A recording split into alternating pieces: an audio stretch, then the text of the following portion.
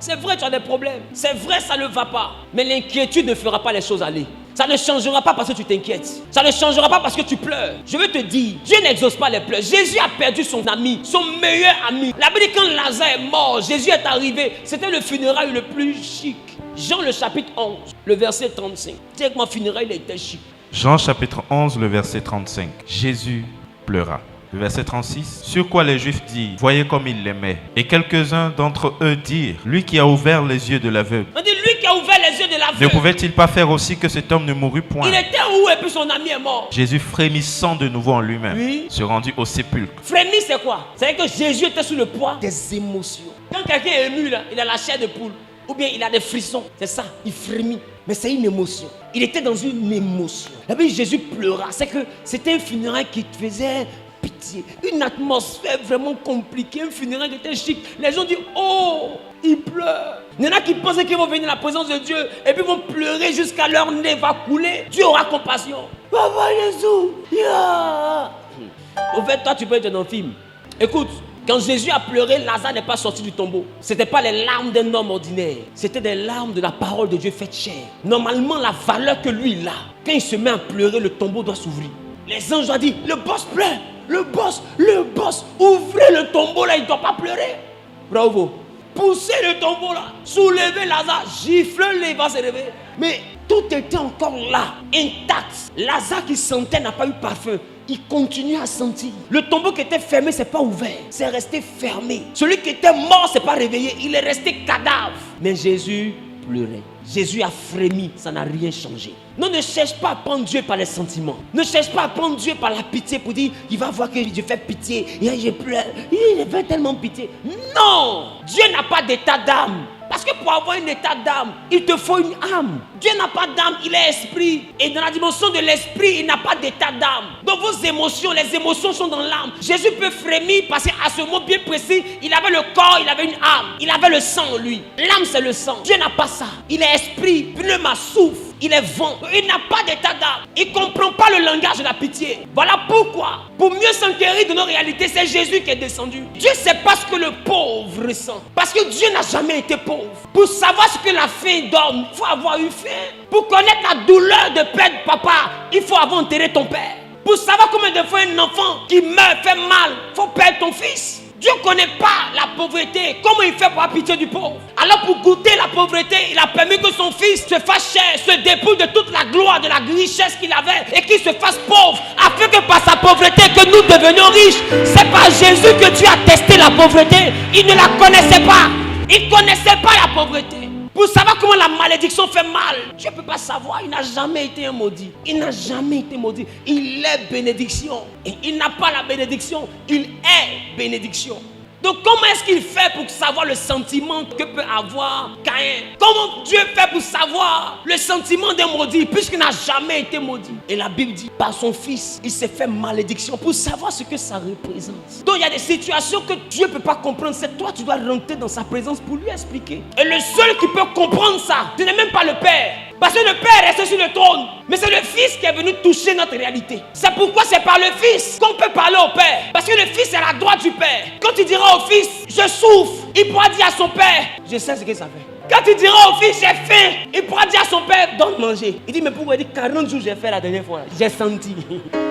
La faim, là, nous on ne connaît pas ça ici, mais quand je suis descendu, j'ai connu ce qu'on appelle la faim. Sinon, dis-moi, si Dieu connaît la souffrance, comment il se permet d'oublier son peuple? Il a dit à Moïse, j'ai entendu les cris et je me suis souvenu. Comment ton peuple est esclave pendant 430 ans? Il souffre, toi c'est maintenant tu te souviens. C'est-à-dire que les gens ont souffert 4 générations presque demi. On allait vers la 5e génération, à valeur de 100 ans par génération. Donc 5 générations, toi tu ne sais pas qu'on souffre. C'est après 400 ans que tu as entendu et tu t'es rappelé. Se rappeler vient résoudre le problème de l'oubli. On ne peut pas se rappeler d'une chose qu'on n'a pas oubliée. Donc pendant 430 ans, il les avait oubliés. Oh, ils souffraient. Tu penses que ta souffrance t'envoie être vu par Dieu? Ta souffrance n'envoie pas Dieu à te voir. Ils ont souffert, Dieu ne les a pas vus dans la souffrance, mais Dieu s'est rappelé d'une alliance. Ce sont les traités de Dieu que tu as avec Dieu dans la prière, dans l'intimité. Abraham n'a pas tissé l'alliance parce qu'il souffrait. C'était dans l'intimité avec Dieu, face à face, dans la présence de Dieu, sur la montagne, qu'il a bâti l'alliance. Donc tu veux que Dieu te regarde? Sois un habitué de la montagne. Et à chaque fois que tu es dans sa présence, bâtis des alliances. Quand tu souffres, il se souviendra de ce que vous deux, vous vous êtes dit. C'est pas ta souffrance qu'il regarde, c'est qu'est-ce que vous vous êtes dit. Vous vous êtes déjà dit quoi? Même bonjour, tu lui dis pas. Et puis tu es qui se souviennent de toi parce que tu manges pas. Toi, tu es qui? Tu sais pas qu'il y en a qui souffrent que toi? La vraie souffrance n'est pas dans cette salle. Regarde comment tu es jolie. Regarde ton voisin. Votre voisin, tu fais honte. C'est toi qui dis tu souffles. Regarde le voisin. Ça, c'est souffrance. Belle femme comme tu es. Joli garçon comme tu es. Lève-toi un peu. Tu auras honte, tu vas voir. Tu connais souffrance. Regarde la semelle de ta chaussure. Toi, tu souffres. Regarde ton talon. Regarde comment c'est joli. Ah, est-ce que tu connais souffrance? Chaussure de souffrance. Quand tu vois chaussure de souffrance, on t'explique pas. Dis lui, il souffre. Lui, il souffre. Tu connais pantalon de souffrance. Toi, tu as make-up. Tu as perruque. Il fallait que j'en parle. Tu as perruque. Et puis tu as dit aux gens, je souffre. Faut pas prophétiser quelque chose que tu n'as pas vécu. Je te promets, tu n'as pas encore touché la souffrance. La souffrance. Rentre souvent à la maison à 1h du matin. Tu vas voir des gens qui sont couchés au feu, rond-point de 9 kilos. Ils dorment au feu. Et quand il pleut, ils vont où? Toi, tu as studio. Tu souffres? Arrête de prophétiser quelque chose. Arrête d'appeler quelque chose que tu n'as pas encore connu. Arrête de déclarer quelque chose que tu n'as pas encore vécu. Tu ne souffres pas. Celui qui souffre, c'est dans le temps de venir à l'église. Depuis hier, il n'a pas mangé. Il vient s'asseoir pour entendre quoi? Pour entendre quoi? C'est pendant qu'il entend là, il y a l'heure, midi encore arrive. Donc il est en train de chercher ce qu'il va manger à midi. Il est sur la route là-bas. Toi, tu es ici là. Je te promets, tu sais ce que tu vas manger. C'est peut-être parce que tu as envie de manger, mais tu sais ce que tu vas manger. Voilà, peut-être que tu as envie de manger foutu, hein. On te donne riz gras, mais au moins tu sais ce que tu vas manger. Dis à ton mari, ne dis plus je souffre. Tu ne souffres pas. Tu souffres pas. Ne te mets pas dans le lot de ceux qui souffrent. De peur que Dieu n'ait envie de te faire goûter la souffrance. Pour que tu comprennes ce que c'est que la souffrance. Tu as des besoins. Tu as des choses que tu souhaites avoir, que ta vie soit meilleure. Mais souffrance, enlève ça sur toi. Ne prophétise plus jamais ça, même dans une causerie. Si tu as un palu, ne dis pas, oh je souffre. Palu, souffrance. Il y en a qui sont malades, quelqu'un il respire, ça fait mal. Ce que tu n'as pas vu, il ne faut pas dire que ça n'existe pas. Il y en a qui respirent, ça leur fait mal. Respirer. Respirer. Le mouvement le plus simple de la terre. Lui, il respire, il crie. Donc, s'il crie en respirant, c'est marcher, il va marcher. Qui comprend ce que je dis? Ne prophétise pas cette chose sur toi. Tu ne souffres pas. Je déclare, je décrète et je prophétise. Que le Dieu que je prêche avec persévérance, le Jésus-Christ, mort et revenu d'entre les morts pour le salut de quiconque croit, qu'il pourvoie tous tes besoins au nom de Jésus.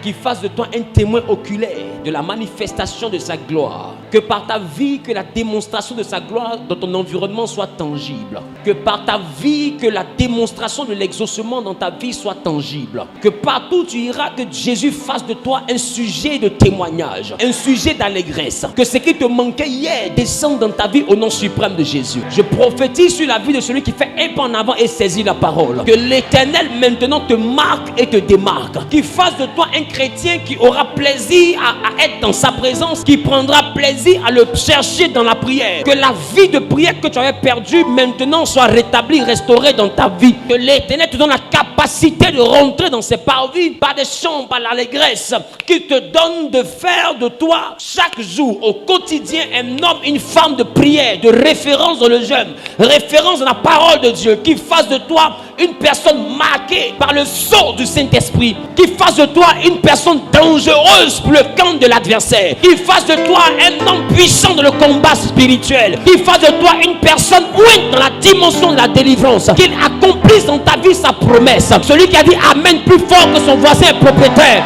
au nom suprême de